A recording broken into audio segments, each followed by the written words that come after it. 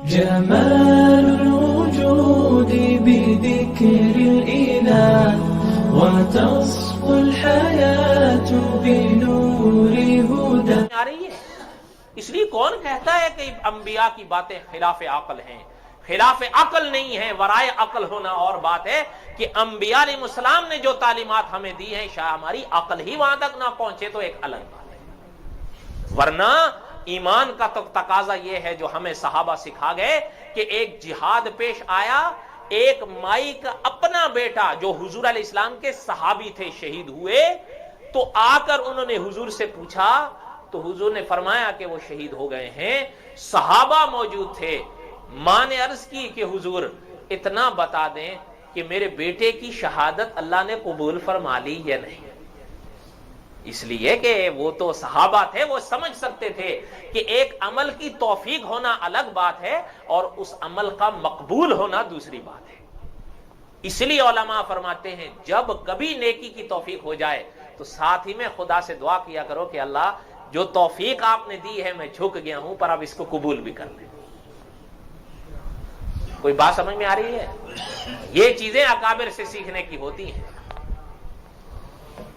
تو حضور علیہ السلام نے جب ان کی بات سنی تو حضور نے فرمایا کہ بالکل اللہ تعالیٰ نے آپ کے بیٹے کی شہادت کو قبول فرمایا ہے، بلکہ حضور نے فرمایا اللہ نے آپ کے بیٹے کو جنت عوض میں دی ہے، بدلہ دیا ہے. اور آگے سنیے، صحابہ فرماتے ہیں ہماری موجودگی میں حضور نے فرمایا کہ مائی اگر آپ چاہتی ہیں تو میں خدا سے دعا کرتا ہوں آپ کو یہیں انہی آنکھوں سے اللہ اپنا بیٹا جنت میں دکھا دے. اچھا، آپ اور ہم اس موقع پر اگر ہوں تو ہمارا دل کیا کہتا ہے کہ فوراً ہاں کریں یا نہ کریں؟ لیکن انہوں نے فرمایا نہیں نہیں حضور بالکل دعا نہیں کرنی ہے، بالکل، بس یہ کہہ کے وہ چلی گئی.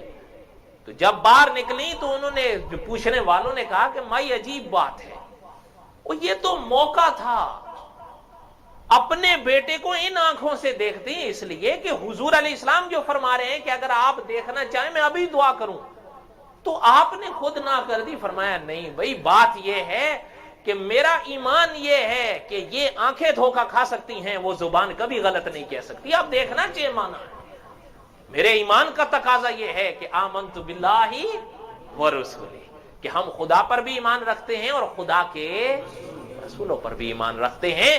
بلکہ مزے کی بات آپ اٹھا کر دیکھیں کتابیں، ابو جہل جیسے کافر سے ایک کافر پوچھتا ہے کہ یہ کیا ہے. اپنے وقت کے لیے ایک شخص نے پوچھا ابو جہل سے کہ یہ جو محمد الرسول اللہ صلی اللہ علیہ وسلم فرما رہے ہیں تیرا کیا خیال ہے؟ وہ سب غلط ہے، صحیح ہے، جھوٹ ہے، سچ ہے، کیا ہے؟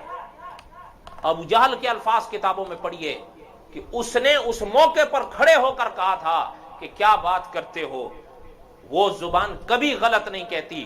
انہوں نے آج تک انسان پر جھوٹ نہیں بولا تو خدا پر کیسے جھوٹ بول سکتے ہیں؟ تو اس نے کہا پھر جب یہ تیرا خیال ہے اور تو اس بات کو مانتا ہے تو پھر ایمان کیوں نہیں لے آتا؟ مانتا کیوں؟ انہوں نے کہا ہاں یہ ایک ہماری پھر خاندانی سلسلے ہیں، پھر یہ رہنے دو. بات سمجھ میں آ رہی ہے؟ پتا چل رہا ہے کہ جانتا تھا پر مانتا.